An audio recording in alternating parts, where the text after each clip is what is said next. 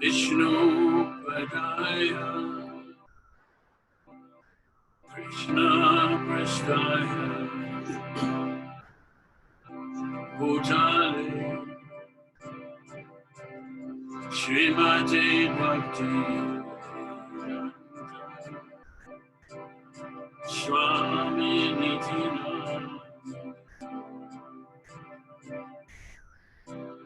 Namaste Saraswati Devi, Gauravani Prachadi, Nirvisesa Paschachari Sutta.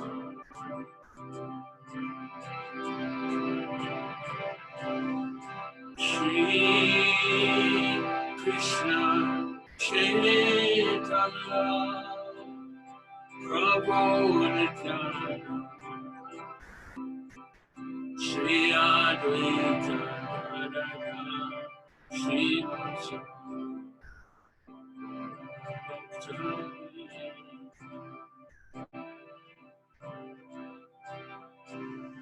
Hare Krishna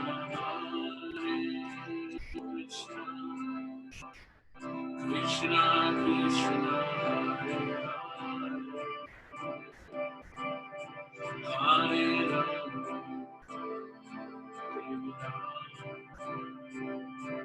Rama Rama Rama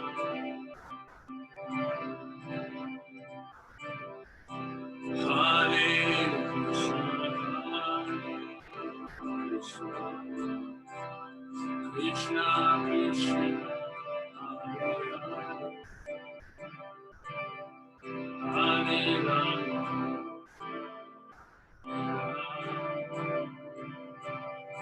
Rama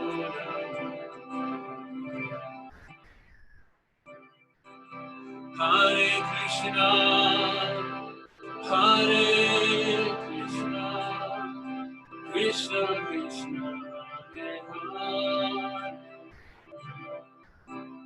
Hare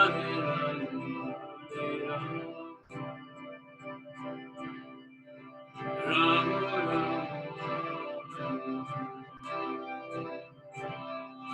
Hare Krishna Hare Krishna Krishna Krishna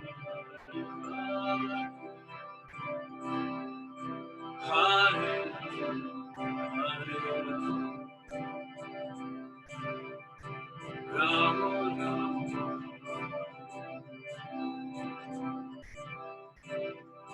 Hare Krishna Krishna Krishna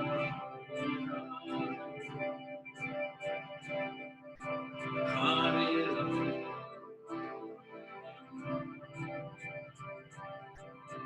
Rama Rama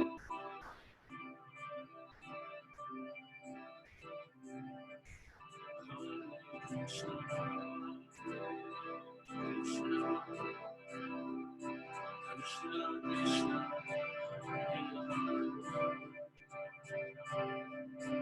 all of you for tuning in, and I can see one of my audience is a cat, which is rather fun.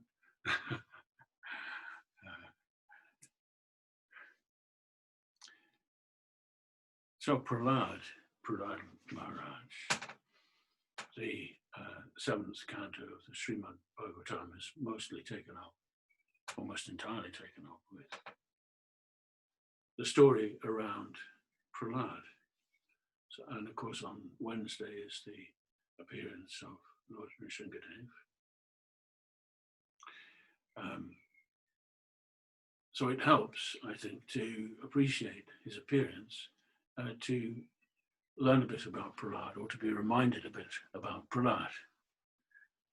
I've been the last few days looking through the various chapters in the first and second parts of the seventh canto.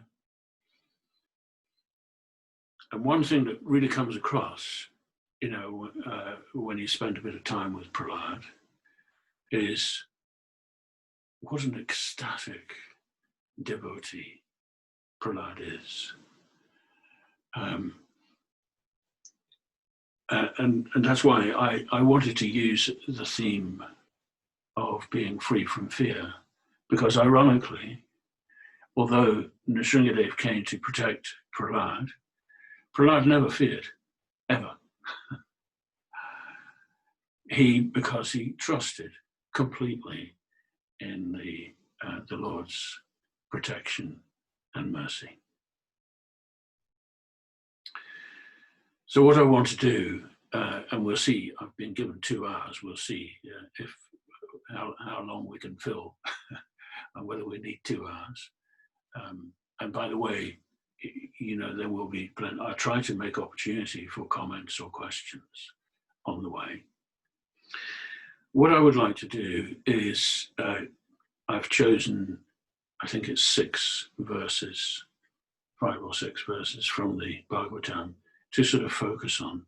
So I'm just going to show you, let's make sure I get this right. I'm going to show you a sort of a synopsis of what we're going to do.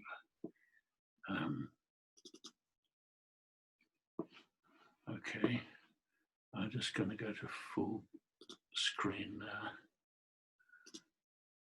Right, so hopefully you can all see that. Yes, Prabhuji, we can see that. It's clear. Lessons from Prahlad. You can see that? Yes, yes. Okay, great. The opening theme is really at the outset of the story of Prahlad. There's a very, I find, significant, a kind of low-key verse in the Bhagavatam, but it's significant, about trusting in the Lord's blessings. And then we're introduced to the character of Prahlad as one, he was always in ecstasy.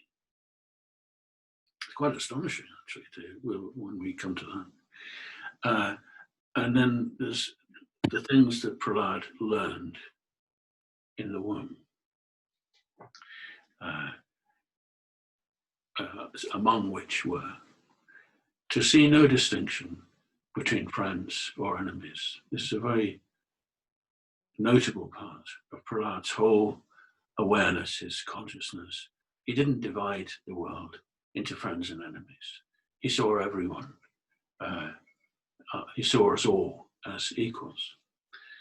And then, the famous 9 processes of devotional service, these were actually spoken by Prahlad, so we'll come to that. And then later on, he said some wonderful words about the essence of devotional service, and finally, learning to see the Lord, or seeing the Lord in all beings. So,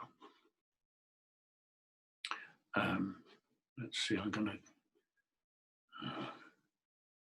how do I do this? Click on this and, great.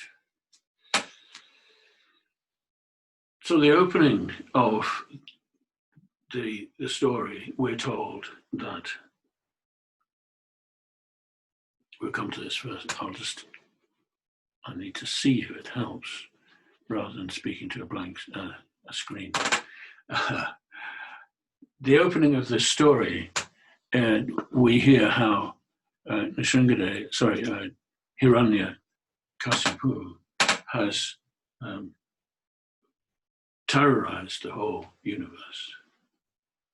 And he did truly terrible things. And then having conquered Indra's heaven and occupied Indra's palace, and exiled everyone and receiving, worship from all the top demigods, even Narada Muni, who's telling the story to Yudhisthira.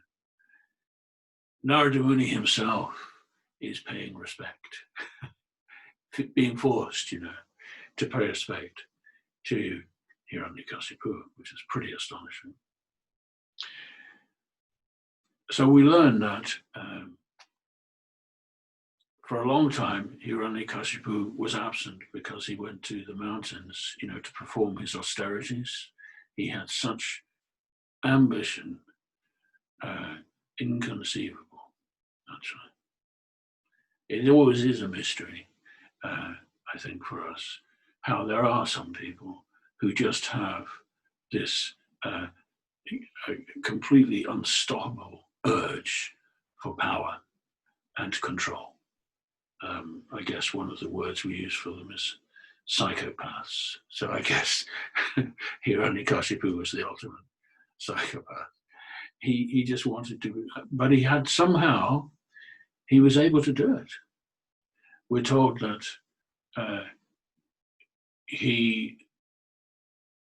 not only he had control over the humans and the demigods and the various residents of the different planets of the universe, but nature was fulfilling his wishes. And so the whole planet was full of plenty, although it was being governed by a demon. This story, for me, I must say, is full of contradictions, apparent contradictions, not actual. So anyway, he had gone away to perform austerities, extreme austerities, standing on the tips of his toes for 100 years. And during the course of that time, his whole body was eaten up by ants. So he's just a skeleton.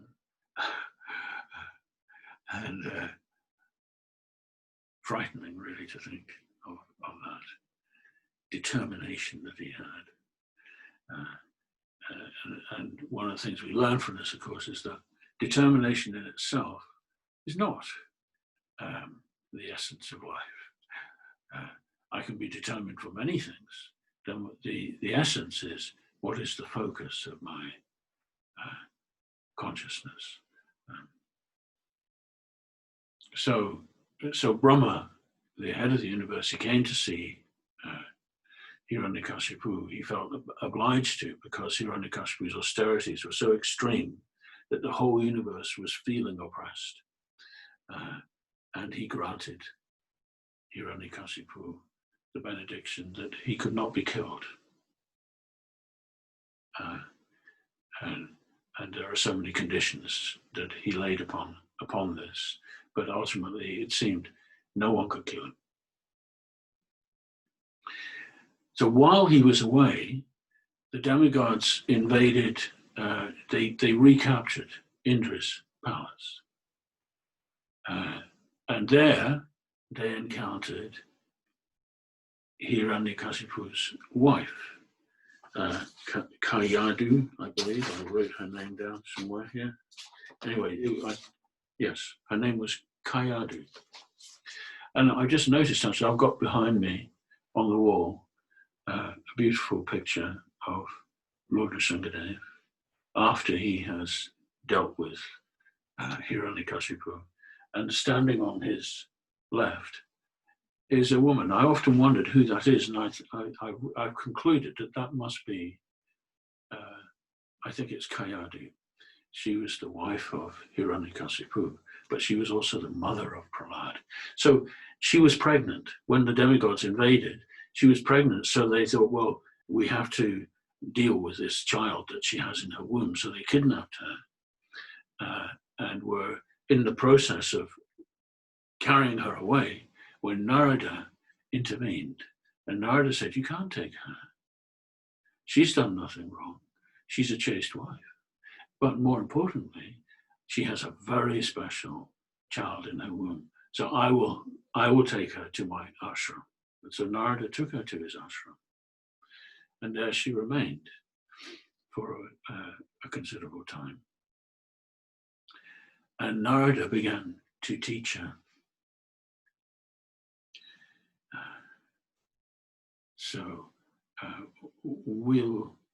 I think we'll come to that. I'll come back to that moment in a little bit. So while all this was happening, the demigods, realizing that Hiranyakashipu was becoming so powerful because of his austerities, they became extremely fearful. And the Bhagavatam describes it very graphically. Let's just see if I can get that verse.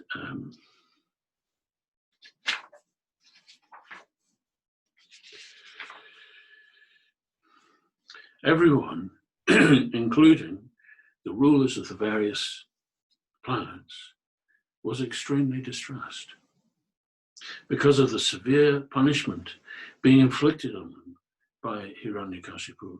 Full of fear and deeply disturbed, not able to find shelter anywhere, at last they surrendered to Vishnu. And they began to pray. Oh Lord, we are turning to you. Essentially, they said, you are somewhere beyond this universe in the land of the pure. And we're not having sleep, we're controlling our minds, we're controlling our breath, and we're offering prayers. So it sounds like, they were performing austerities and offering prayers to Vishnu. And what then happened is amazing. The Bhagavatam says, there appeared before them a transcendental sound vibration emanating from a personality not visible to materialize. The voice was as grave as the sound of a cloud, and it was very encouraging, driving away all fears. So in times of danger, we are told that the demigods couldn't find any other place to go. And generally, this is often, the mentality. Whilst we're living in this illusory place, when I feel threatened or in some other way deeply troubled, I will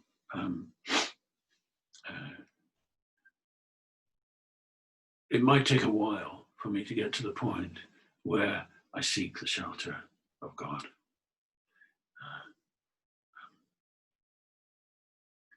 Sometimes it takes, extreme discomfort to bring me to that point of surrender.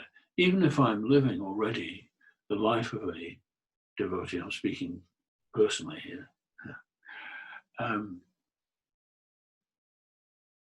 it may only be in times of difficulty that I really seriously place myself at the mercy of Krishna. So in desperation, really, there's something to be said for sometimes experiencing desperation that might bring us to the point of surrender. But even then, we're told, the demigods, they couldn't see whom they were praying to. They were praying simply with faith. There was this inner conviction that Vishnu is there and he must hear our prayer. So I guess that's an experience, one way or another, we've all probably had. That I call out for mercy, and I kind of don't know if my call is being heard. I hope it is. I have some faith that it is being heard, but nothing seems to happen. I'm sure that we've all sometimes had that experience. So what happened for the demigods was this voice came as grave as the sound of a cloud. And here's what the voice said. And now this is the Sanskrit verse we're going to look at, and I'll just share it with you first. Or in fact, I'll get it on the screen. Share the screen.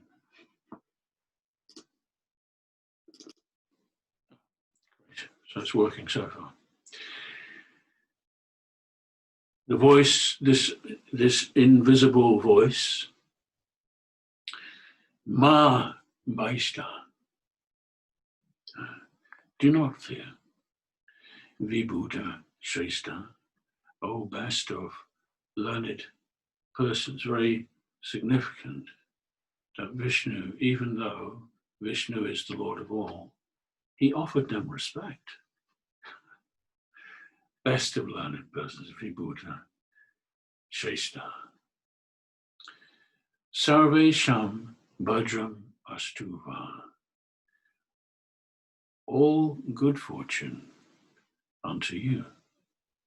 Bhadram means blessings. All blessings to you.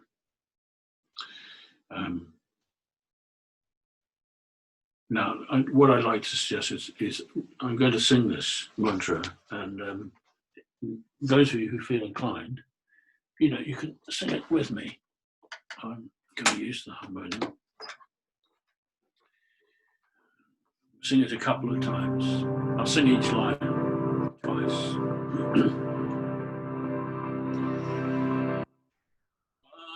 Bhaista, vibudha-sresthah. Bhaista, vibudha-sresthah. Sarvesham bhadramastuva. Sarvesham bhadramastuva. Darshanam hi bhutanam. Darshanam hi bhutanam. Savashriyo papatahi. Savashriyo papatahi. O best of learned persons, do not fear. Let there be all good fortune to you. By seeing me, all living entities attain all blessings.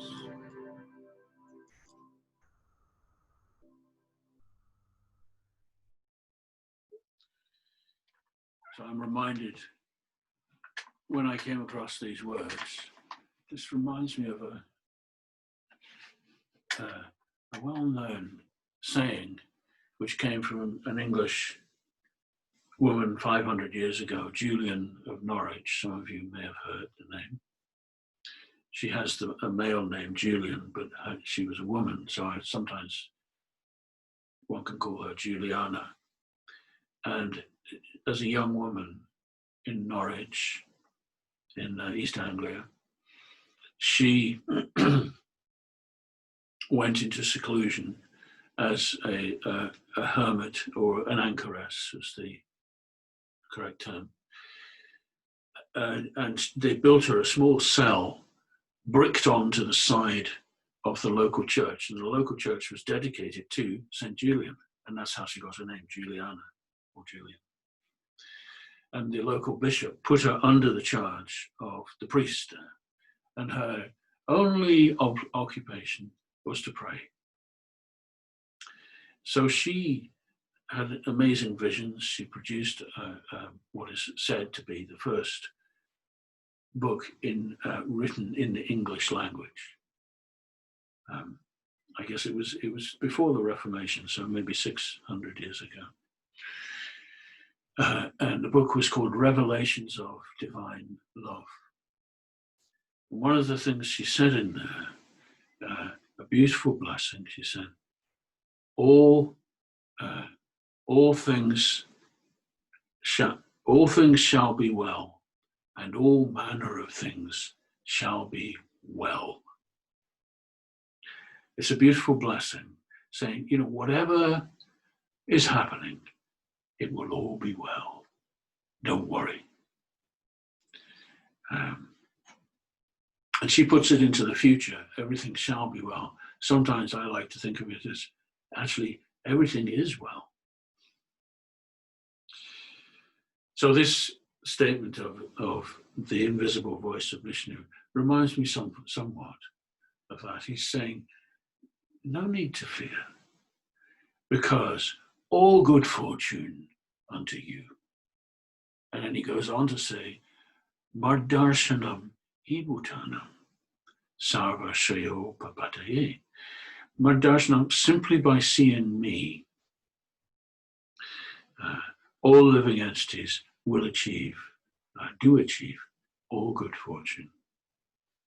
And Prabhupada explains in his purport to this verse, seeing me includes, or it means, practicing the basic ways of remembering Krishna, which is to hear Krishna's name, to offer prayers to Krishna, to pay obeisances to Krishna, to serve Krishna. If we practice these things, then in essence, we are seeing Krishna, but not with our eyes. Or we maybe, I suppose, when we go, to the temple, we may see Krishna with our eyes. But usually, it's more with the mind's eye, So I look at the world, and everywhere I see the Supreme Lord. So if that is my consciousness, I will always be in good fortune, and I have nothing to fear. And then this voice went on to say, I know all about the nefarious activities of this great demon, and I shall deal with it. So don't fear. Sometimes, as I was saying, we offer the prayer, and it may seem as if nothing is happening, but actually, all in the course of time, everything will be resolved. And this is a wonderful way to live, not to think in terms of misfortune. I guess it's very relevant for all of us in the current circumstances, that to trust that there is a divine purpose, being unfolded. If we remember these words of Vishnu, that just Mardarshanam, just keep me in your mind, in your mind's eye, see me, hear me, and there will be all good fortune. In fact, that goes for, ultimately, it goes for all beings, even those who are not being spiritually, progressive. They're also under the care of the Supreme Lord, and we're going to learn about that from Prahlad. So, because Prahlad is always in this is the Bhagavatam, the story of it has given us this theme, really, that everything is a blessing. We are always looked after. There is no need for us to doubt that. So that's the theme, really, for the whole story of Prahlad. So the story goes on, and Narada introduces Prahlad as being this extraordinary child. We have a description here of Prahlad in childhood, so I'm going to get that verse up on the screen.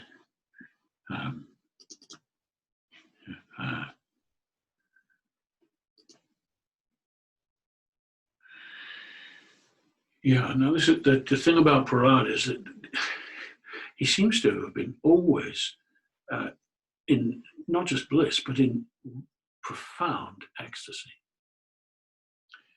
So much so that, right from the beginning of his childhood, he had no interest in childish play. Sometimes, I have occasionally encountered a child who, we're told here, he remained silent and still. Actually, the Sanskrit word, jad. I'm not sure exactly how that translates, but, Prabhupada put the word dull, but he then explains in his explanation that people couldn't understand you know, what he was thinking or what he was experiencing, because he remained dull or still. And that word Jud is also applied to the famous Jud Bharat, who became gave his name to the land of India, because in one of his lives he just remained silent. He wouldn't communicate with anyone, and they all thought he was crazy. So similarly, you know, once or twice I have known one of my friends had a son. For the first 7 years of his life, he never spoke. And then he began to compose songs, beautiful songs, which he used to sing and entrance all his friends. But for the first 7 years of his life, he didn't speak. So that Prahlad was like this, and the reason he was silent, we're told, is that he was always absorbed in thoughts of Krishna. And the Bhagavatam uses the phrase Krishna graha grihita atma. Graha, essentially it means gravity, the attraction between planets. So his mind was instinctively, irresistibly attracted to Krishna. That is what we, I guess, you know, we all pray for. To just helplessly think of Krishna. And there's an evolutionary process that happens as I practice, do the sadhana, the practice of Krishna consciousness, and gradually my attraction to Krishna starts to emerge. So Prahlad was attracted in that way to Krishna helplessly. And that verse 37 goes on to say, since his mind was always attracted to Krishna in this way, he could not understand how the world was going on, being so attracted to sense gratification. What is it that people get so excited about, or so worked up? You know, all this stuff that's going on, it's kind of almost bewildering, really. We might feel that, you know. I used to live in the centre of London. Now, luckily, I managed to eventually move to a more peaceful place. So I live here in Glastonbury. But occasionally, when I go up to London, and I know some of my friends have this same experience, who I guess coming from any part of the country, but particularly from Glastonbury, it's a bit of a shock. The intenseness of the pursuit of material gain. And it's hard to understand. So anyway, Prahlad on a sort of a higher level, I guess, but he was so absorbed in thinking of Krishna, he couldn't understand how people can live without Krishna, essentially. And so then the next verse, 38, a beautiful, simple Sanskrit verse, which we've got here on the screen, describing how Ashina Paryatan Ashnan, while sitting, while walking, while eating, Shayana Prapiban Bruvan, while lying down, while drinking, while talking, at all times, Nanu Sandata Etana. He did not know how these things were happening, because he was simply Govinda Pariram Bita. He was always embraced by Govinda. And I particularly notice in this chapter, or this section of the Bhagavatam, there's a few mentions of the name Govinda. And Prabhupada, he translates that name as the one who enlivens the senses. However, it's impossible, of course, for us to hear the name Govinda and not think of Krishna in Vrindavan. Although Prahlad, his visible relationship was with Narasimhadev, but that's not the limit, I think, of his awareness. And so he's thinking of also Govinda and feeling that embrace. So let's sing this verse 38, which we have in front of us.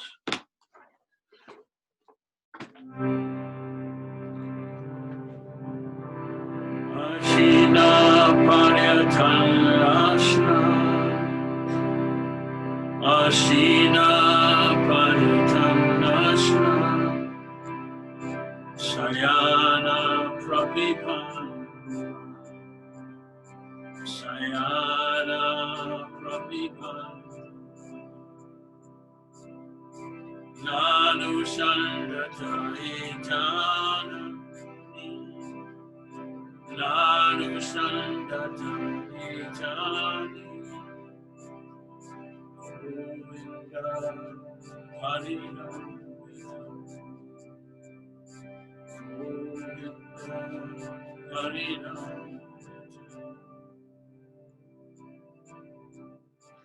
While sitting, walking, eating, lying down, drinking and talking, Prahlad did not know how all these were automatically.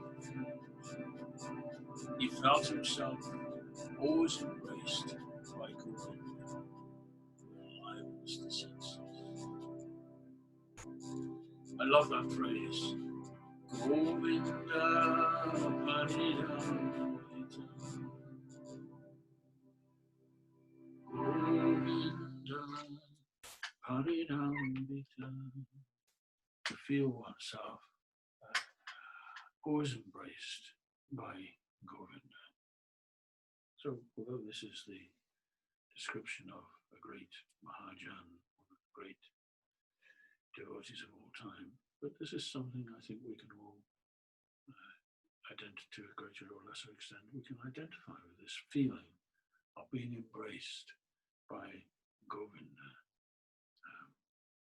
and rather losing interest in all the stuff that's going on outside, because more and more just feeling this inner sense. And so the Bhagavatam then goes on to describe more about what Prahlad felt. Wrapped in thoughts of Krishna, sometimes he cried, sometimes he laughed, sometimes he expressed jubilation, and sometimes he sang loudly. Let me see if I find that. And it goes on. Sometimes upon seeing the Lord, Prahlad, so obviously when we're told on seeing the Lord, it means this kind of inner eye that Prabhupada explained, Mardarshanam. We may not see the physical form. We may, if we go to the temple, we may see the blessing of the form of the Lord. But a lot of the time, this is an internal vision. So the Bhagavatam says, sometimes upon seeing the Lord, he would call out loudly in full anxiety. Anxiety because then the vision would disappear. And sometimes he lost his shyness in jubilation and began dancing in ecstasy, and sometimes being fully absorbed in thoughts of Krishna, he felt oneness and imitated the pastimes of the Lord. Sometimes feeling the touch of the Lord's lotus hands, he became spiritually jubilant and remained silent, his hairs standing on end and tears gliding down his half-closed eyes because of his love for the Lord.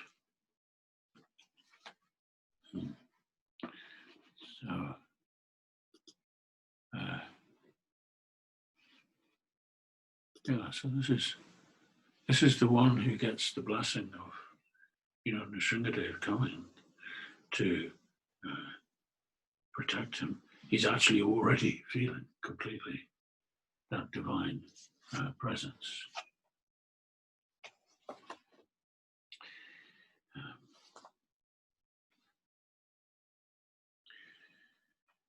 While sitting, while walking, while eating. Everything, Prabhupada taught us how to connect everything we do to Krishna. This is the process of the practice of Krishna consciousness. So while eating, I guess with the passage of time, I'm speaking personally here, it becomes a little bit automated, the idea of prasadam. But I remember, when I first visited the temple and was given, I was very blessed because I was given my first plate of prasadam by my god sister Yamuna, who is still there in the London temple. And very wonderful, actually, what happened. My friend Mick,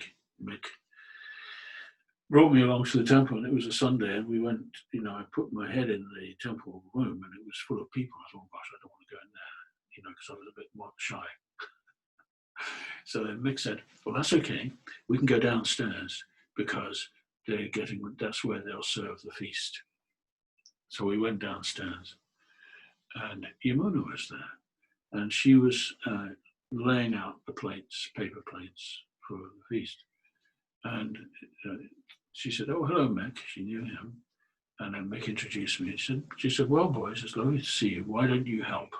And immediately she engaged us in helping to lay out the plates. And, each plate had a pakora.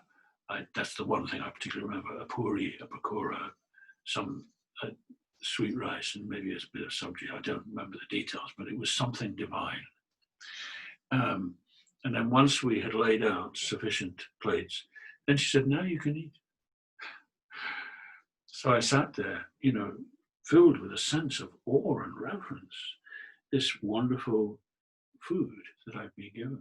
Having been brought up as a Catholic, I was familiar with the idea of Holy Communion, but that was limited to a rather dry piece of flattened bread, not very tasty.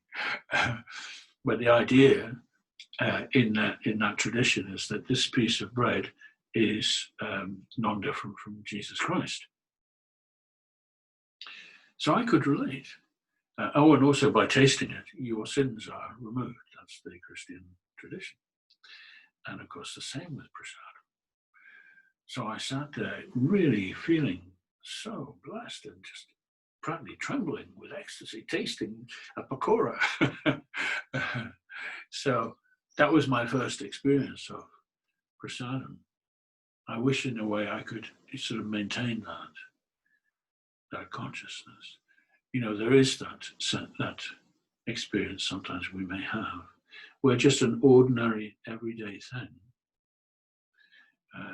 like eating or like just walking, I don't know, through the park or something, and I might see, as if for the first time, that kind of awareness where I actually notice, oh my gosh, anything, if I just take it and pay attention to any aspect of Krishna's creation. I sought after it because he could advise rulers how to hold on to power. And one of his famous aphorisms, he said, keep your friends close, but keep your enemies even closer. Very clever advice. So, of course, one never knows, when you start hearing from politicians and they get all friendly and sort of charming, what's behind that? Are they just keeping their enemy close? So Machiavelli, he wrote a book, some of you will know, called The Prince, full of the sort of things that no doubt Prahlad was being taught. How to get control of people, how to manipulate them, and in such a way they don't even know that you're controlling them. So I'm sure that rings a few bells for some of us in the world, but it's always been there. It's present today, of course. It's always been there. And Machiavelli was perhaps one of the greatest masters of that. So Prahlad was being taught all about this, how to choose friends, your friends and enemies, how to recognize them, how to control them, etc. And he didn't like it. That's exactly what we're told. He didn't like it. So let me see if I can get up another verse here.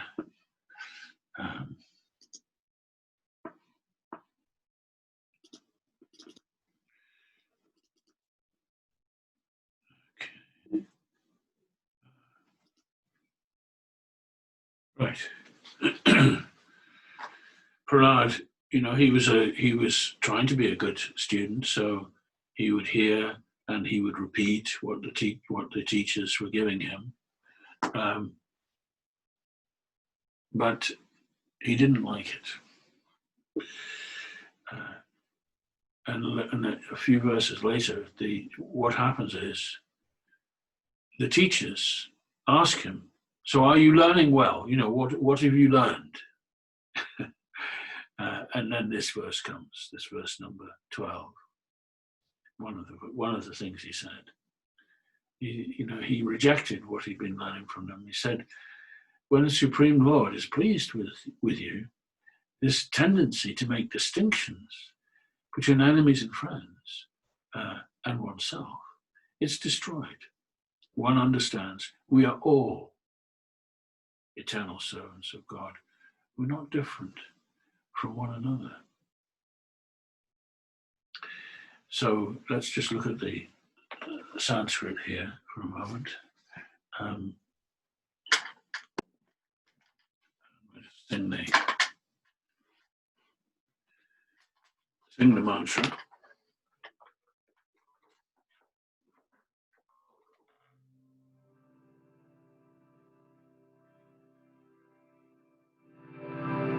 Sa Yadanu, Supreme Lord, when the Lord is pleased. Sayadanu Rata Pumsa, Sayadanu Rata Pumsa, Hasu Buddhir Vibudha-sresthah, Hasu Buddhir Vibudha-sresthah, Anyaisha Tatanyoha, Anyaisha Tatanyoha, Iti vibudha-sresthah, Ita Iti vibudha-sresthah.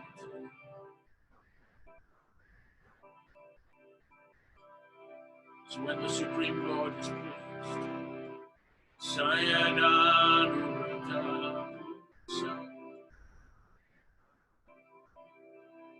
this animalistic concept is destroyed. Ashu Buddhir Vibudha-sresthah. This tendency to distinguish between one Anyaisha Tatanyoha, this distinction is disastrous. Iti vibudha-sresthah.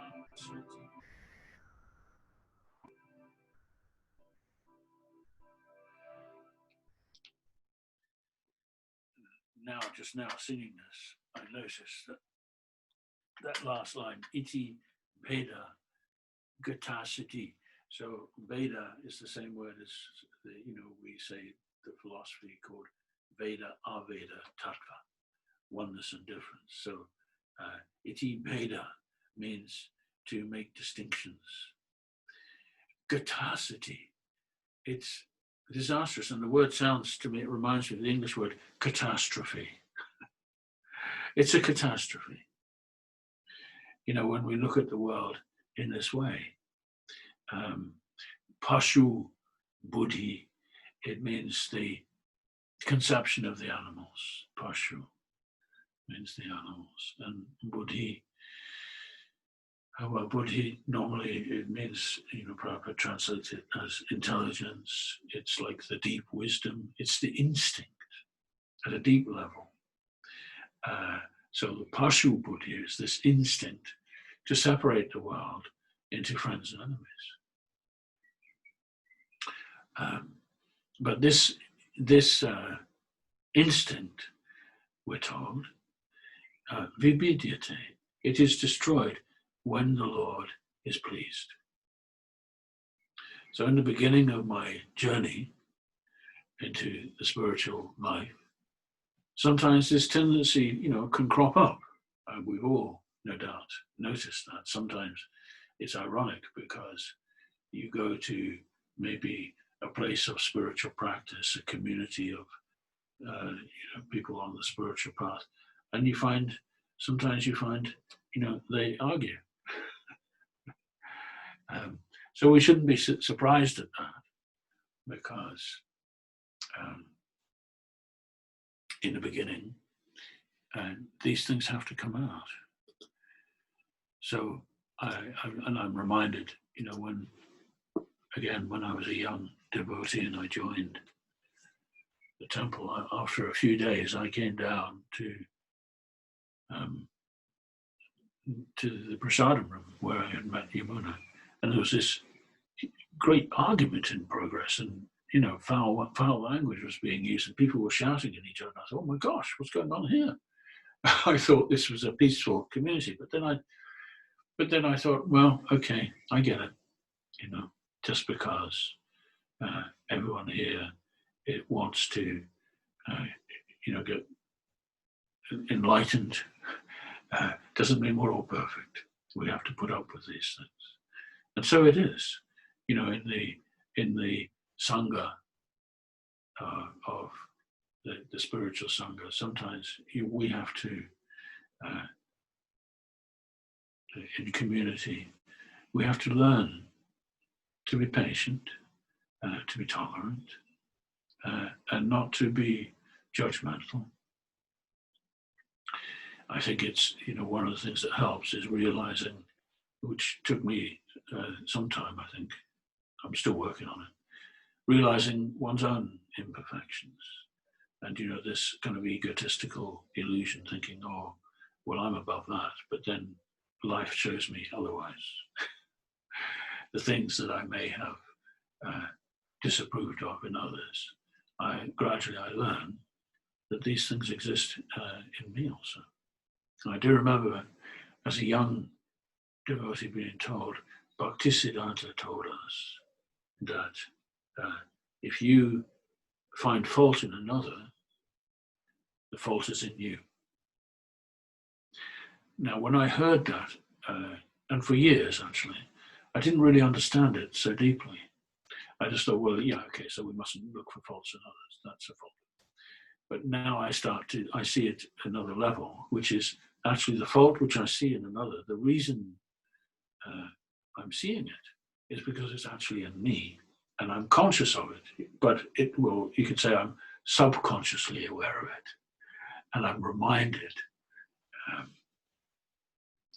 And that can be quite an uncomfortable experience, if I see somebody else behaving in a way that actually I have a tendency myself, but I'm not sort of being conscious of it. So as time goes by, this mentality of dividing the world into friends and enemies and comparing one with another, comparing myself also with another, comparing another with myself, starts to fall away as we begin to realize that actually we're all essentially in the same boat, struggling in this world of illusion. So we're about halfway, and I don't know how this might work, but Padmanabha is the MC, and although I can't see him, I can see the symbol that represents him, I think. Prabhupada, is this a good time to invite, comments? If anyone, if this has brought anything up for anyone who would like to share something or who has a question. Like I say, we're roughly halfway through, and I can carry on, but it would be kind of nice to hear. How does this work? Prabhupada, can you hear me? Oh. No response. It's probably something I've got. Is there something I've got to do to hear people? No. Okay, I'll just carry on anyway. But I think Padmanabha did mention to me that he. Ranchor Prabhu. Oh, good. I heard somebody. No, it's not Padmanabha. It's No. Rupa Vilas. Great to hear from you. No, I just wanted to say that I love your presentation. I think the combination of song, verses, explanation, it's really great. My problem is I've committed to another Sangha that starts now, and I'm really sorry that I can't, go to the end, but I really liked it and I really enjoyed it so much. Thank you. Well, bless you. Thank you very much. Hare Krishna. Hare Krishna, both of you. Lovely to see you. Okay. So, yeah, from that I gather that if anyone wants to, they can click and speak. So do feel free. But we'll continue now with, I'll go on with the sort of story that's emerging. This tendency to separate the world into friends and enemies is the cause of so many problems. And there's also, it takes away my sense of peace. It can be very wearing for my mind to have to be constantly comparing myself. And I guess, the realization that, Krishna loves us all anyway. That's one important realization. I think when I had little children, and sometimes, obviously children can test your patience, even big children can test your patience at any age. But nevertheless, I love them. I don't love them because they don't have faults. I love them because they're my children. So in the same way, Krishna loves each one of us. And similarly, if we are remembering this lovely phrase of Prahlad's Govinda parirambita, feeling the embrace of Govinda, then we don't need to fret. Am I doing okay? Should I compare my behavior? None of this in the end, really matters. What's important is to be aware of, this embrace of the Lord. And I don't need to make comparisons, which can give me so much anxiety to be thinking in that way. So let's see what's next on this journey. I see. Yes. So what happened then was the teachers with Prahlad, they were upset. Of course, they. In fact, when he said these things to them, you shouldn't make these distinctions. They became angry, and they were told that they reached for their stick, and they actually used it. Prabhupada once told the teachers in the Gurukul, you can sometimes show the stick, but don't use it. But they used the stick. And they disciplined him. And they kept at it, and they kept saying, you've got to, learn what we're teaching you. And after some time, they felt confident that they were making some progress. So they took him to his father. So Hiranyakasipu took his child on his lap. He said, oh, my beautiful child, I'm so pleased to see you. And tell me now what you've been learning. And here's what Prahlad said, without an if or a but. He just went straight in. He said, Shravanam Kirtanam Vishnu. Hear about, sing about Vishnu. Smaranam Padasevanam. Remember Vishnu. Serve the lotus feet. Archanam Vandanam Dasyam. Worship the deity. Offer your prayers. Become the servant. Sakyam Atmani Vedanam. Become the friend of the Lord and surrender everything. So this very famous summary of the devotional life, this is where it's recorded in the story of Prahlad. And of all people, he told us to Hiranyakasipu. It didn't go down very well. But let's just have a look at this verse, and we can sing this together.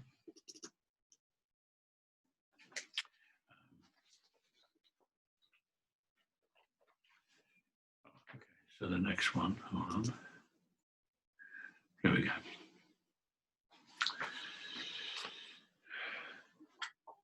So we'll sing this a couple of times.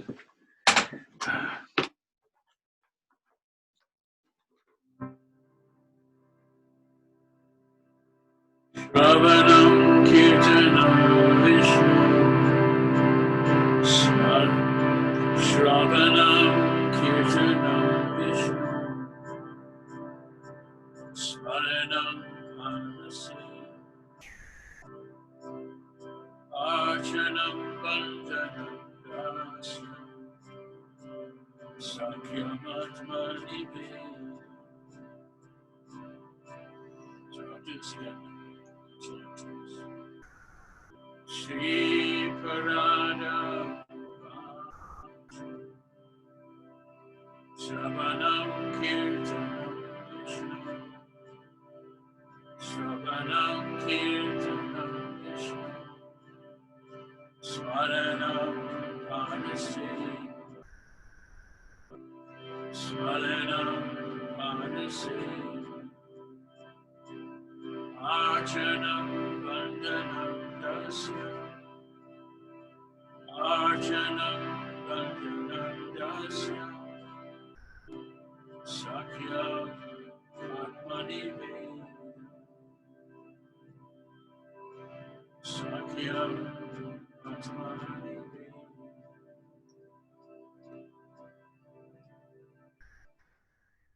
Prahlada Maharaja said, hearing and chanting about the transcendental holy name, form, qualities, paraphernalia, pastimes, and relations, remembering them, serving the lotus feet of the Lord, offering the Lord respectful worship,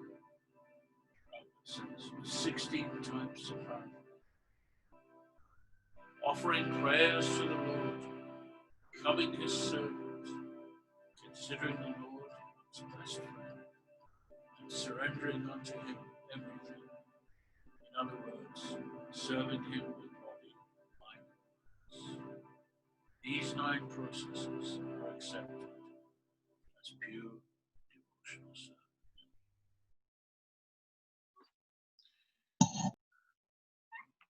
So, in the 7th canto, where this verse appears, Prabhupada comments elaborately, I think about 10 pages. He goes into detail to unpack, each of these different processes. So we won't, at this time, I'm not going to sort of dwell deeply on them, but just to make an overall comment, which has always seemed to be of central importance to me, which is that these 9 processes, we're told, you can practice all 9, or just some of them, or even just one, and in this way achieve perfection. So it's a recognition that each of us are, an individual, and we have our particular qualities that we have been given, and they're not entirely, illusory. The individuality of each one of us, ultimately, it stems from my eternal identity, which is to be the servant of Krishna. Now, that identity of servant is gradually being uncovered.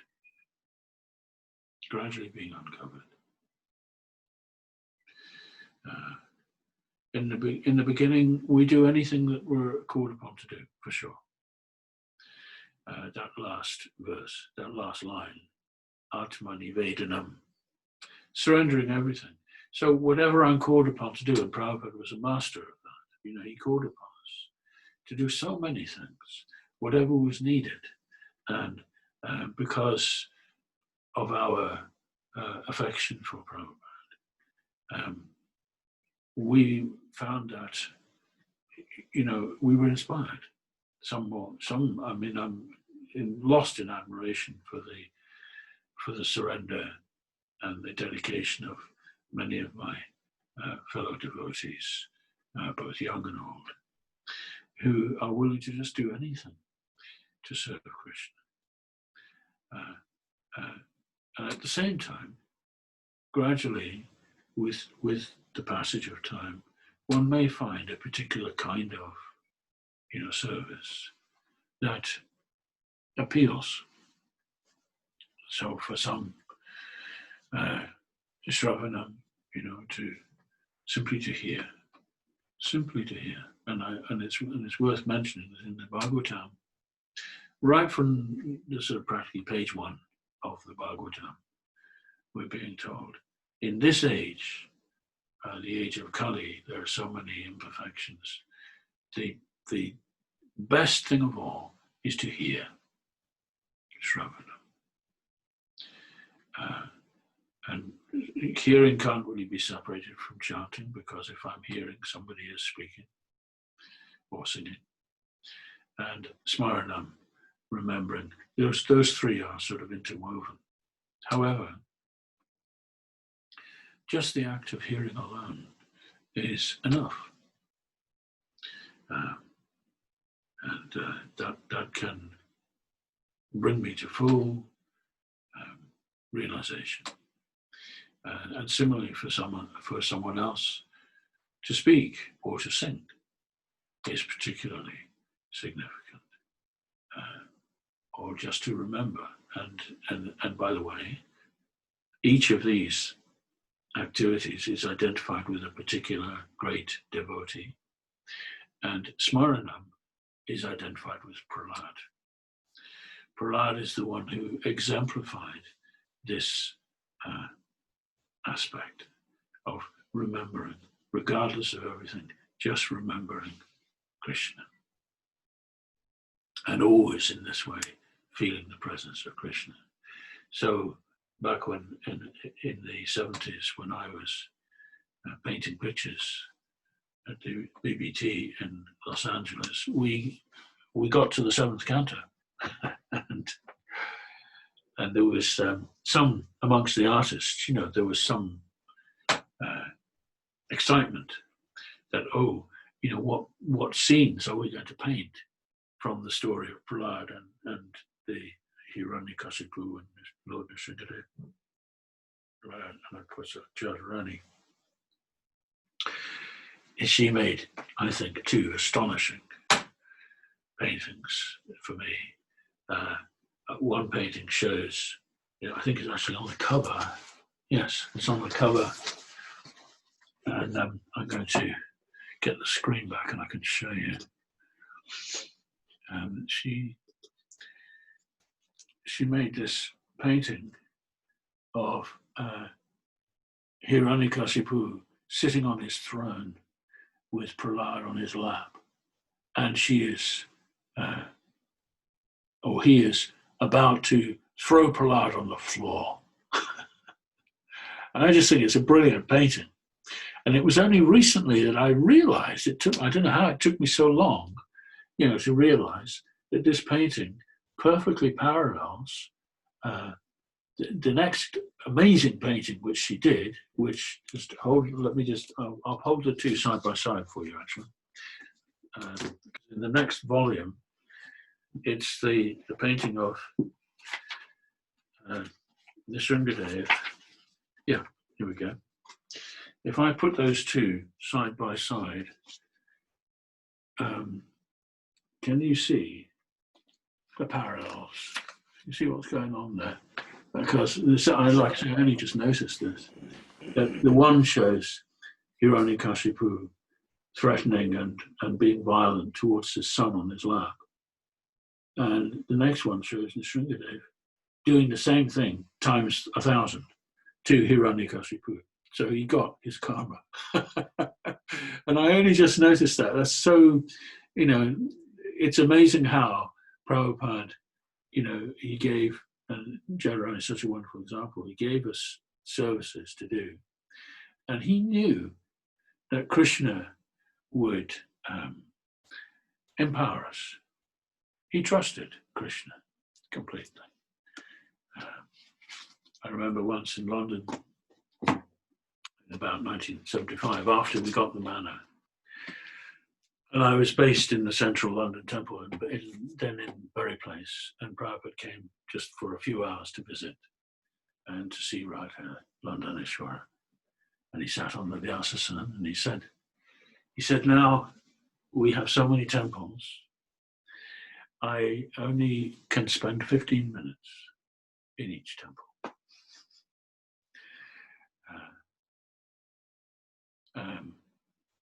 So I am simply praying to Krishna to give you the intelligence how to look after, these places. So, which Krishna certainly does. And there's something else that happens, which is that Krishna also looks after. So, when I look at the temples, which I particularly know, which are the Central London Temple, Radha Landaneshwara, and the Manor, those are the ones that I mainly know. And I see how Krishna gives the devotees the intelligence and the inspiration, how to look after, how to maintain. That's the most important thing, really, how to maintain, but also how to expand. But at the same time, Krishna's also in the background, making things happen. And we don't always know what Krishna's plan might be. We have to see. At the manor now, things are quite, become a little bit expansive with this wonderful new set of buildings. We don't know what Krishna's plan for those is. It will unfold, and I'm sure it will be amazing and probably surprising. Let's see. Whereas in central London, the original temple that is from the last 20, 30 odd years, since 79, so it's, how many years now? 40 years. That temple is very compact, isn't it? It's very small. But Krishna has a plan. And Prabhupada told us, he said, so, you can spread this Krishna consciousness all over the world. Krishna is giving you that opportunity. But if you don't do it, somebody else will. So we have this wonderful blessings. So these 9, so that was Jadharani's one, beautiful paintings. So these 9 processes of devotional service, each of them is a whole world in itself. And we can find, even just within a corner of one of those, supposing Archanam, the worship of the deity, there are so many aspects to the worship of the deity. And one devotee may dedicate his or her, very often her, whole time to preparing garlands and making sure the flowers are there. I've seen it. Sometimes I see a group spending hours a day just working on garlands and flowers. And I know the deep satisfaction that one can feel. When I was a young devotee, I was sometimes given the service to clean the temple floor. And I discovered that just crawling on hands and knees across the temple floor, with a bucket and a mop and a cloth. And there was a deep sense of satisfaction. And it was nothing to do with, my personal ambition or anything. It was just because it was Krishna's temple. And so, Prabhupada engaged us in so many ways. Each of these 9 processes of devotional service, let's just get that up again in front of us, just to remind ourselves. Shravanam, Kirtanam, Vishnu Smaranam. This is, you could say these first 3 are the foundation. Whatever else I may do, if I can somehow manage to spend some time with Shravanam, Kirtanam, Smaranam, then that alone, my life will be perfect. Padasevanam, serving the feet. It's a bit mystical for me, the Padasevanam, and I would welcome any input from anyone, how you understand that phrase. But it's to do with a mood of submission, a mood of feeling oneself to be serving at the feet of the Lord. It's not just seva, it's padasevanam. So seva means service. It's one of those Sanskrit words that is copied into English, seva, serve. And pada is also, interestingly, another Sanskrit word that's copied into English. Pada, pad, pedal, pedestrian, all these, English words from Latin, I guess now. So padasevanam, serving the feet, it's a personal sense of service, a mood. I guess in some ways actually cleaning the temple floor fits perhaps into that. Then archanam, the deity worship, vandanam, offering prayers, glorifying, particularly offering prayers. It's a mood of remembering the Lord. And I have some devotee friends who just love to chant prayers. It really gives them a deep, deep sense of fulfillment to chant prayers to the Lord. And dasyam is the general sense of service. Prabhupada gave us so many things to do, and whatever that may be, just seeing my whole life really as an act of service. And the example of Dasa is Hanuman. Hanuman, who carried out the orders of the Lord. And then perhaps my favorite one, Sakyam. Prabhupada, it means friendship, and Prabhupada translates it here as becoming the best friend. And friendship, of course, is a two-way process. It means accepting the Lord's friendship and returning it, realizing, amazingly, actually Krishna wants my friendship also. It's not just that he's offering me friendship, he's also inviting my friendship. And just to live one's life in that way, that is sufficient. I may not be very good at some of the other processes. My sadhana, goodness knows, may not be, up to scratch. But if I have this overwhelming sense of the Lord being my friend, of Krishna being my friend, and me being Krishna's friend, that's wonderful. And Atmani Vedanam, everything in the end, offered to Krishna.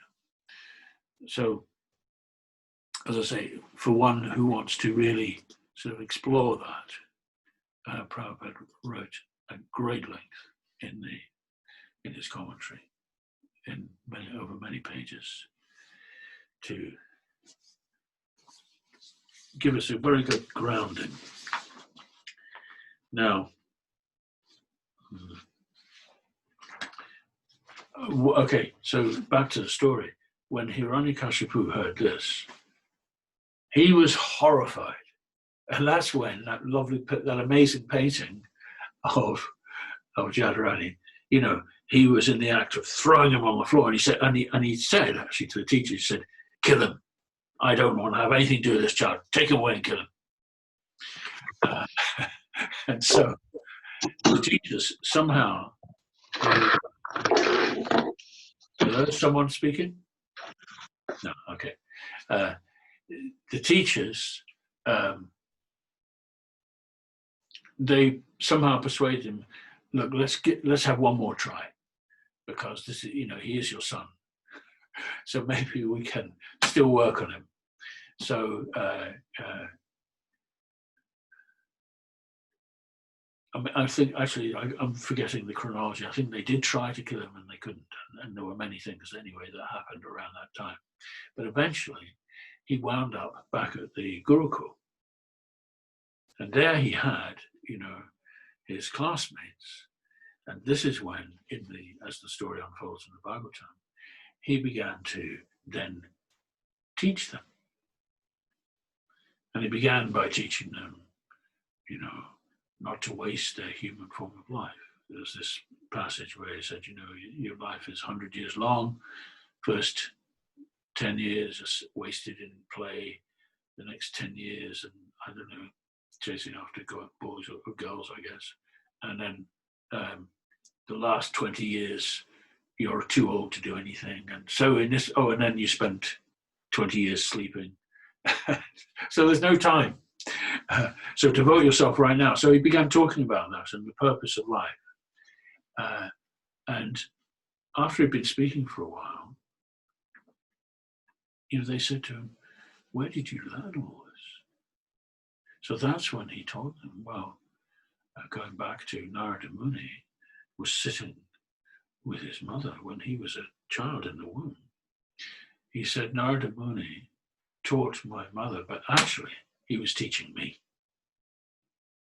And although my mother heard everything he said, later on she forgot it. Prahlad says, he said, but I have not, and I remember it all. And so by the grace of Narada Muni, I have learned so many things. And so then gradually he told them, a good few things, but I want to particularly focus on these 3 verses, which I think we're going to chant a couple of them. I can't remember how many I'll put up. We'll see in a minute. Where he really got to the essence of what he learned from Narada. Guru-susrusaya bhaktya. Guru-susrusaya means, to bhaktya means to serve the Guru with devotion. That was the first really kind of significant thing he said in this passage. Somehow or another, find a Guru. And that's, of course, it's a whole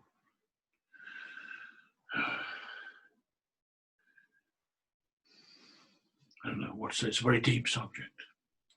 Find a Guru, but it can also be very simple. I've been reminded recently a few times of something which Prabhupada said, and I remember when I was a very new devotee, I saw this it was a bhaktya. I've never been able to find it since. Where there was a little transcript of something Prabhupada was saying in an interview, and he was asked about his initiation, and he said, and I've heard it since from one or two other sources, the initiation actually happens in the heart. So I want to share that, with all of you. Regardless of, because now it's not so, then, we just had the one guru. There was no complication. There was one person who inspired us totally, so that's where you go. And life isn't quite so simple now. But in the end, initiation, Prabhupada says, happens in the heart. And one thing which is more clear now than it was to me then, is that Prabhupada himself is eternally with us. And I have been made aware over the years, in the company of those who never physically, met Prabhupada, some of them not perhaps even born when he was alive. And yet, by hearing from him, by spending time with his books, by hearing about him, they have gained a deep sense of affection and trust in Prabhupada. And just hearing about him, I mean, we were lucky here in Glastonbury because last year, my godbrother, Siddhanta, came here to conduct one or two interviews. And one of them was with Manjali, who I see is present here.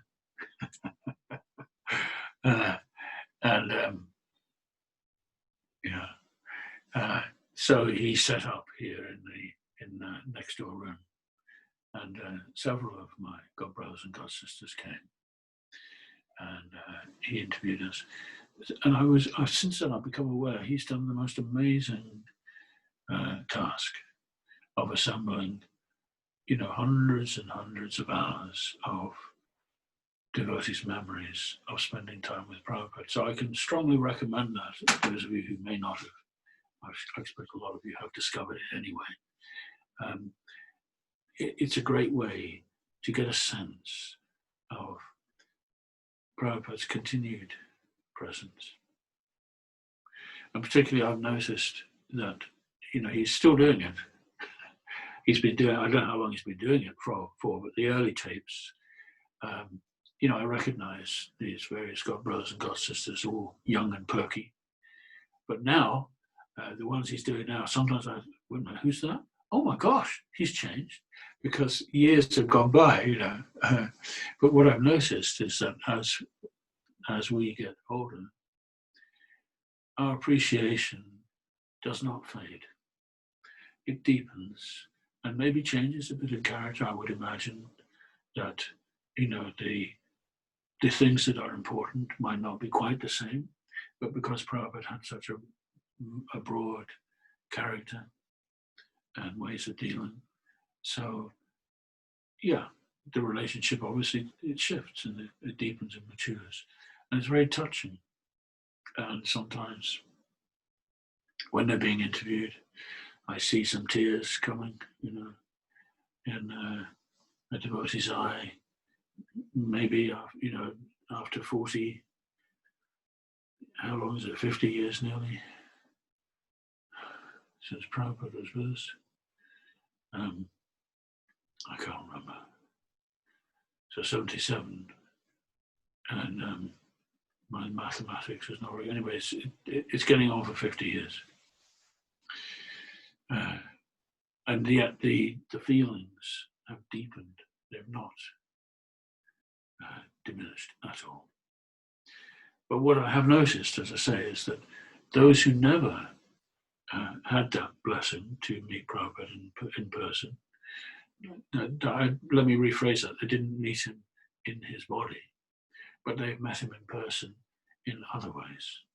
So this guru-susrusaya, bhaktya, to serve the guru with devotion, whoever one may receive formal initiation from, in the background or in the foreground very often is Prabhupada. And we're so blessed that way. When I was a new devotee, we used to compare Prabhupada to Jesus, and we thought, You know, the Christians are still worshipping Jesus 2,000 years later as their guru, and we'll be doing the same with Prabhupada. But then I sort of lost sight of that for a bit, but now I start to think that may still be. Who knows? Who knows? He seems to me to be such an exceptional personality.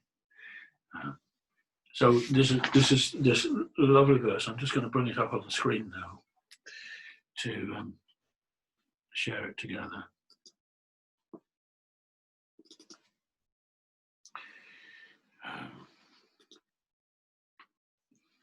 Here we are. Guru-susrusaya. Now, I'm pretty sure that that means actually to please the guru, if one analyzes the Sanskrit, but I can't swear to it. Bhaktya, with devotion. Sarva labdha panena. Now, labdha means whatever I have gained. Okay, we all have accumulated certain things in this world in terms of money and possessions and friends and experiences, all kinds of things. So all of those, offer them to the guru, actually. Sarva labdha panena cha. Offer all material gains to the guru and also to the Supreme Lord. Sangena, in the association of sadhu bhaktanam. Sadhu are the saintly people, and bhakta is the devotees. So one and both. And Ishvara aradhanena cha.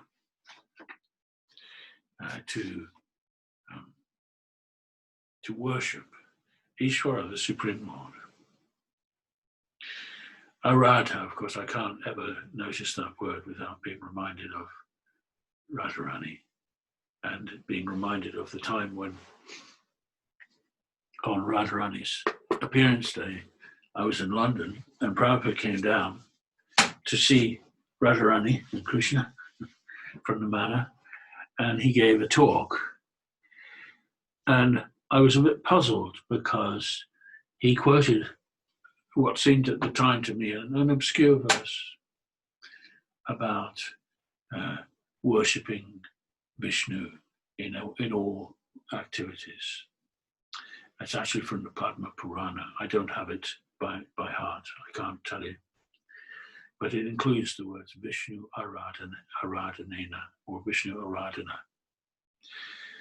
And it's actually the verse that when Lord Chaitanya sat with Ramananda Roy and he asked him, so what is the best thing to do with life? You know, what should we do?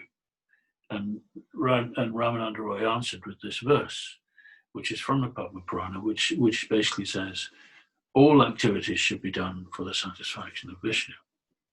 And Lord Chaitanya immediately said, no, go deeper. And he pushed him to go deeper.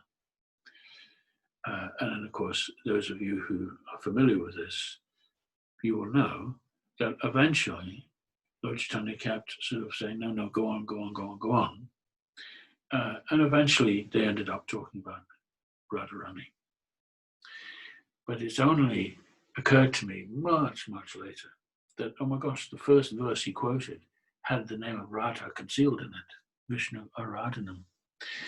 So this is what happened in Berry Place. Prabhupada opened his lecture with that obscure, sort of what seemed like an obscure verse about Varnashram or something. But in retrospect, I realized it was no accident at all. He chose that. And what happened was Prabhupada he spoke for about half an hour. So the first 26 minutes or 27 minutes, he was talking about the general principles of devotional service. And then suddenly, the last 3 minutes, he just spoke about Radharani in the most wonderful way. So here's this principle, Ishvara Radhanena cha. And so let's sing this mantra. Bhagavatam.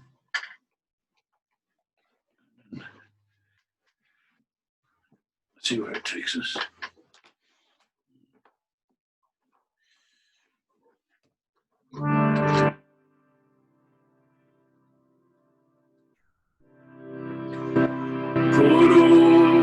Guru-susrusaya bhaktya,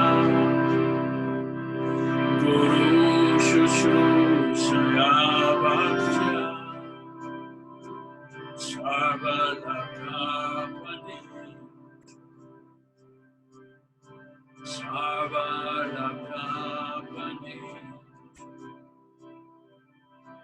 sankena sadhu bhaktana, sankena sadhu bhaktana, Ishvara Radhani, Ishvara Radhani.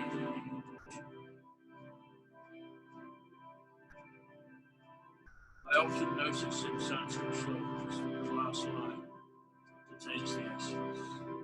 So let's just repeat that last line again. Ishvara Radhani,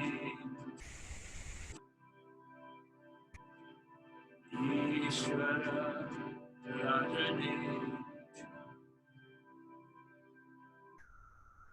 Serve with practices, the bona fide spiritual master, with devotion and faith. Offer whatever one has in one's possession to the spiritual master, and in association of saintly persons and devotees, worship.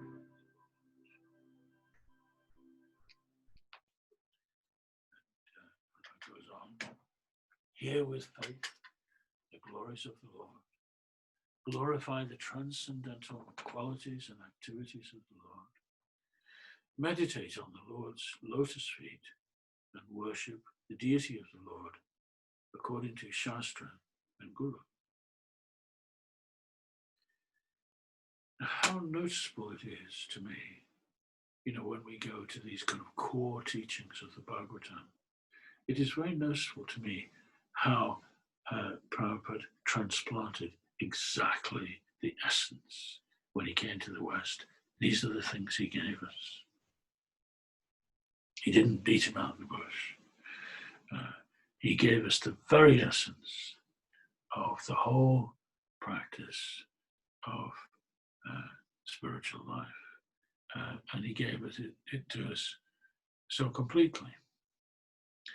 And so each of us, according to our means, one may or may not be part of a temple community. Many of us are scattered around the place, but we can make our own homes into temples, and we can search out here and there. Devotees are everywhere, actually, in this country, I've noticed.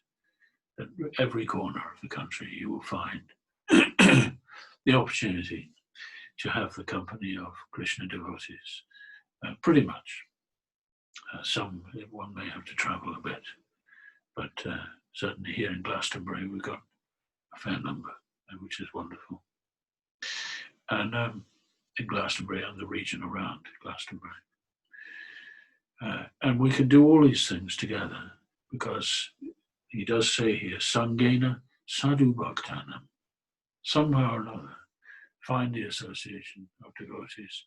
And as we're discovering at the moment, if you can't find it on the, in the earthly way or the physical way, then you can do it on the virtual internet-y thing, and replace all the junk that's on the internet with something pure and uplifting, which I'm so happy to see is going on. So these are the essential things that Prahlad had to teach us. And we can't, I find I can't hear them enough. Just hear it over and over and go deeper each time, understanding at a deeper level. So there's one more verse which I want to share with you. I'm going to go straight to it, and I think it is a very significant. As he went right on, the very next verse he says, Hari Sarveshu Bhuteshu. Remember, the Supreme Lord is in all beings. Bhagavan Ashta Ishvara. He's there as the Supreme Person, as Bhagavan Ashta, situated there in the heart of each being, and also as Ishvara, as the controller. So this divine Supreme Person, Hari, he gets three mentions: Hari, Bhagavan, Ishvara. In these multifarious ways, is present, with each and every one of us, which is the most sublime mystery. How is it possible that in the hearts of infinite numbers of beings, that same Supreme Person can be present? It's a mystery, and it's mystical, that I can actually be with Krishna. You can actually be with Krishna. Every single person, should they so wish, can actually be with Krishna fully, not partially, as the Upanishad tells us. Om Purnam, the supreme truth, is Purnam, is complete. Om Purnam Ada Purnam Idam. The Supreme Lord is complete, and so is all this complete that he has manifested. Om Purnam Ada Purnam Idam. Purnam Iva Vasishyate. It'll come back to me another time, but the verse says basically, whatever you take from the complete, still the complete remains Purnam. You may take the complete from the complete, and the complete remains. So each one of us is a little spark of that complete. And we are actually in ourselves also complete when we're in the company of the Supreme Lord. But when are we not? And that's kind of what this verse is about. All beings are in the company of the Supreme. And so the second part of the verse goes, Iti Bhutani Manasa. So in this way, understanding how all beings have this divine presence in their heart, Kamais Taya Sadhu Manayat, offer them respect. Sadhu Manayat means highly regard each and every one of them, and their desires, whatever they may be, are not entirely separate from the will of the divine.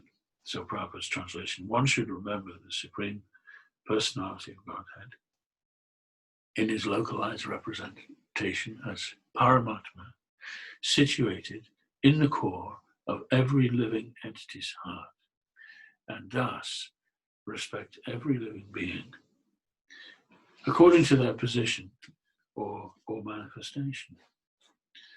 So, including all the apparent imperfections, let us accept each one of us, as we are,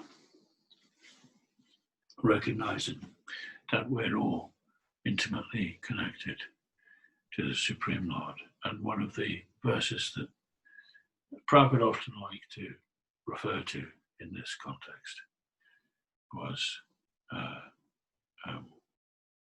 Premanjana Charita Bhakti Vilo Janena, with the eye of love.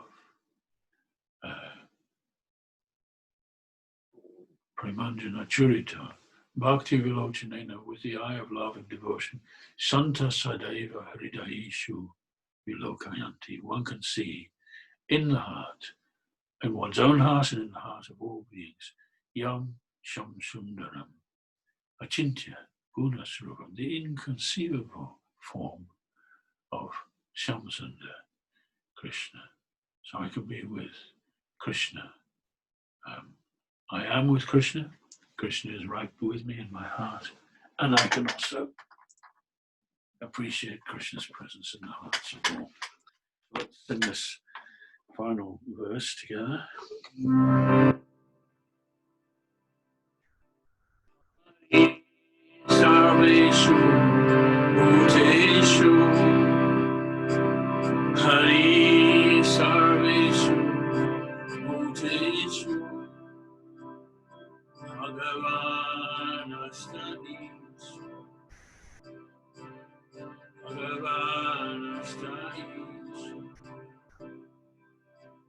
iti bhutani manasa,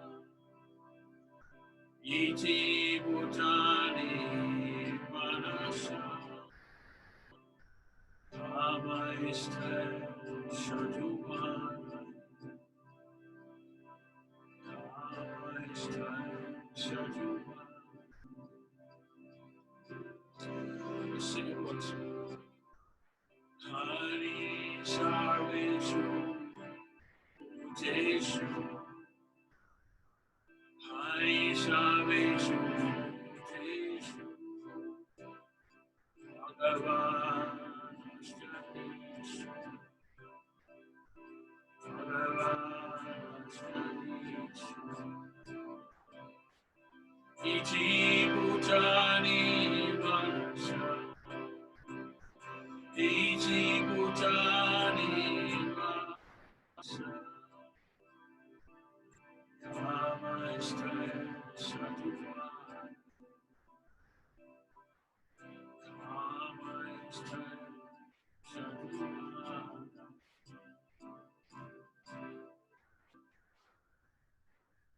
One should remember the Supreme Lord in his localized representation as paramount, situated in the core of every living being's heart, and thus respect everyone according to their own unique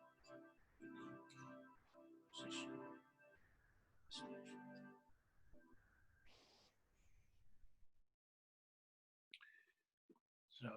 I've covered the ground. I set myself and we're now 10 to 12. So if some of you probably need to move on. If anyone wants to make to contribute anything, I'll be very happy to hear what any of you may have to say.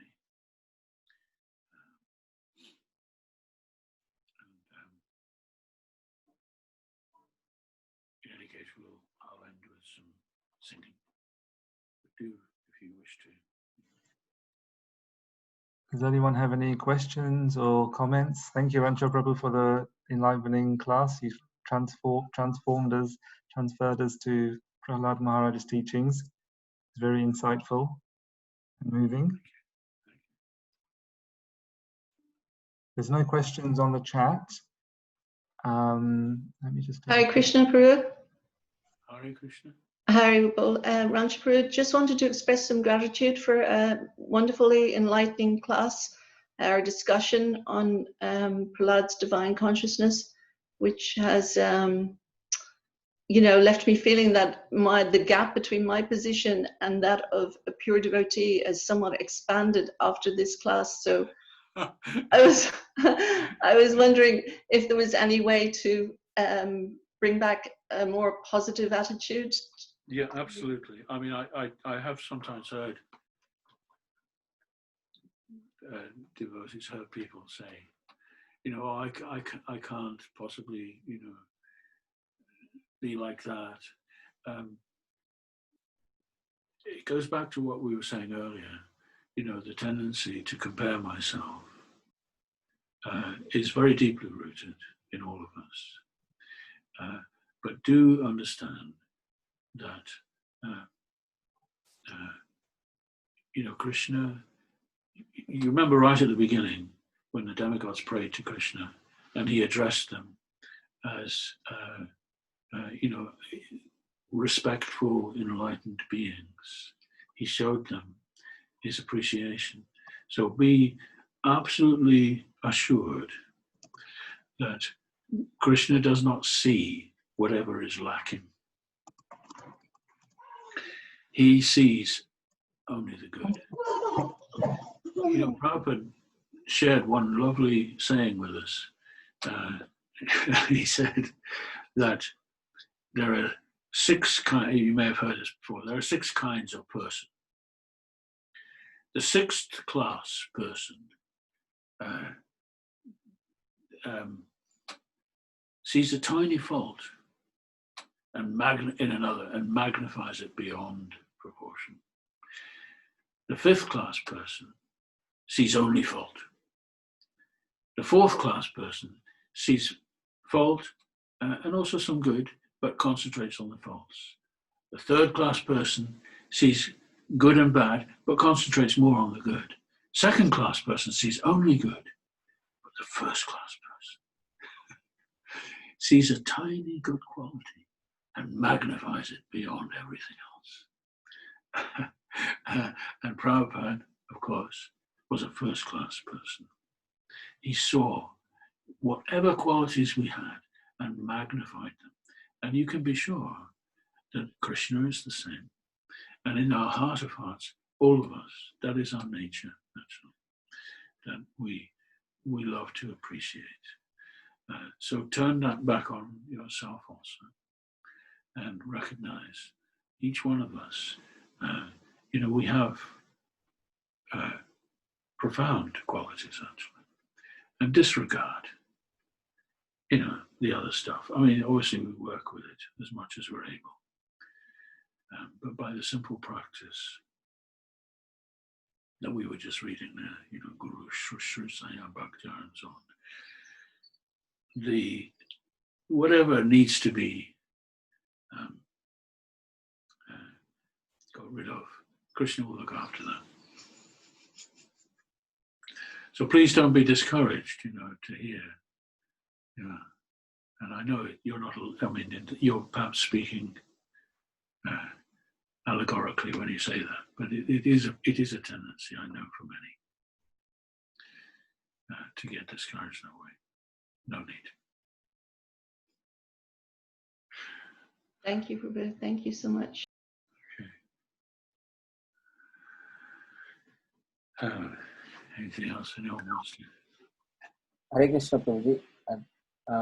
This is Vamsi Dasa. Thank you so much for very enlightening talk. I had one question with regards to Prahlada Maharaj. Oh, good. It seemed that every time Prahlada Maharaj was in a distressed situation, he actually didn't seek out help of the Lord, but he was chanting the names of the Lord. Whereas if you looked at Dhruva Maharaj, he prayed to the Lord for the material benefits. So I learned from a Vaishnava yesterday that these are two different types of devotees. Some devotees like to take shelter of the Lord and ask from the Lord, and another type of devotees, they don't ask from the Lord. Mm. What are your thoughts on these two types? Okay. I would say that I can rest assured, as Krishna said at the beginning of the story, when the demigods prayed and the voice came and said, all blessings to you. And he said, everything's looked after. I already know about this demon and I'm going to deal with him. So in the same way for all of us, of course, I may feel I have needs and perfectly justifiable needs, and I want to ask, Krishna to help me. But rest assured, Krishna knows exactly what each and every one of us wants. And all I have to do is to open up to receive. And so that sense of, and Prabhupada mentions right at the beginning of this whole section, ahaituki apratihata. He often quoted those two words from the opening canto of the Bhagavatam. Ahaituki apratihata. This describes devotional service. It is without condition, ahaituki, and apratihata, unbroken. There's no interruption.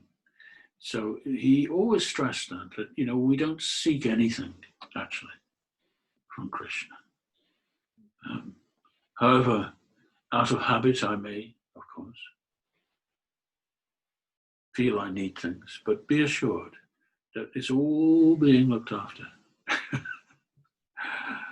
And even before I can ask, the answer will come. And I've been hearing some accounts from devotees who spent time with Prabhupada, and it's not an uncommon thing. I had a question, and Prabhupada answered it before I got to ask it. He already knew.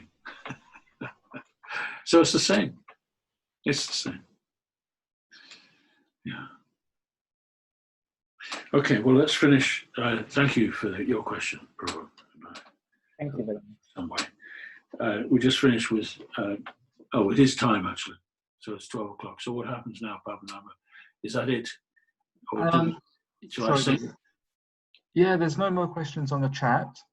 And, you know, like you said, it's 12 o'clock. So thank you very much once again for the really enlivening class and sending us to a different dimension and understanding Prahalada's teachings. And it's a great build up to the Narasimhadev festival that's coming up. So we've got lots of things to meditate on, trying to develop these qualities. So yeah, just thank you. And if anyone else wishes to say thank you to Prabhuji as well, That's okay. please You do don't so. need to. Thank you. I will accept your thanks. Can I sing now? Can we sing Yes, for a bit? yes, that'd be wonderful. Okay. Very much, Prabhuji. Oh, thank you. Thank you. Class. Much appreciated. All right. So let's end with Jaya Radhe, Jaya Krishna. The description of the spiritual world. Jaya Radhe, Jaya Krishna, Jaya Vrinda.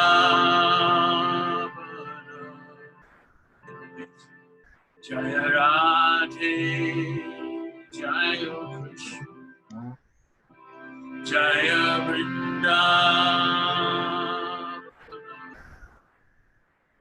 Shri Govinda Gopinath, Madhava,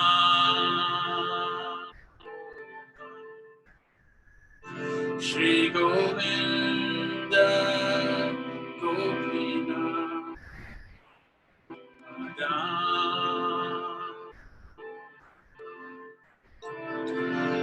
Jaya Radhe, Jaya Krishna, Jaya Vrindavan,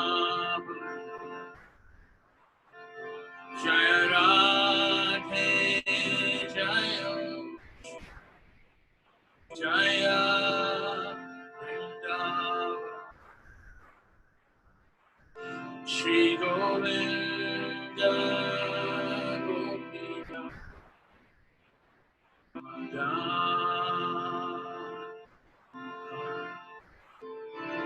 Shri Govinda Gopinath, Madhava. Hare Krishna, Hare Krishna, Krishna Krishna, Hare Hare, Hare Rama, Hare Rama, Rama Rama, Hare Hare,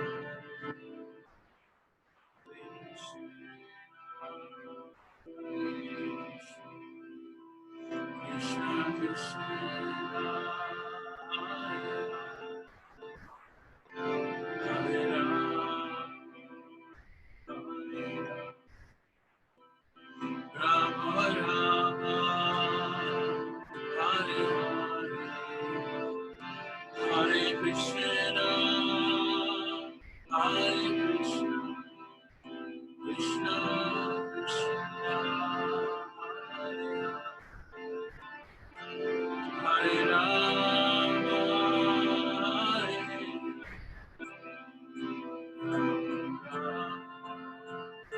Hare Hare Krishna, Hare Krishna,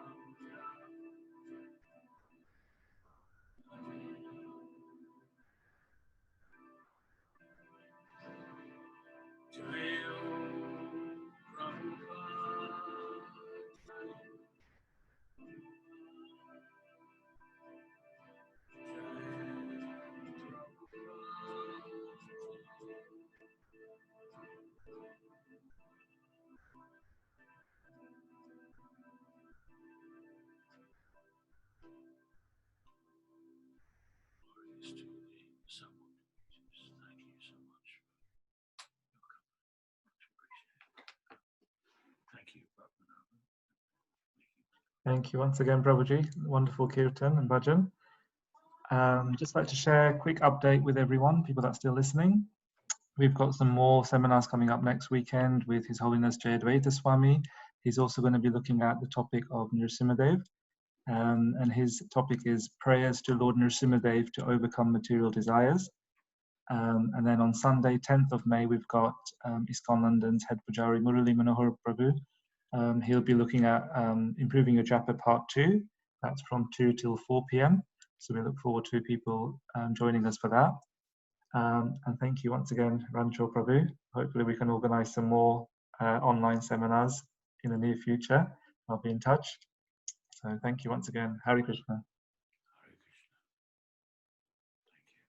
Hare Krishna. Thank you, Prabhu.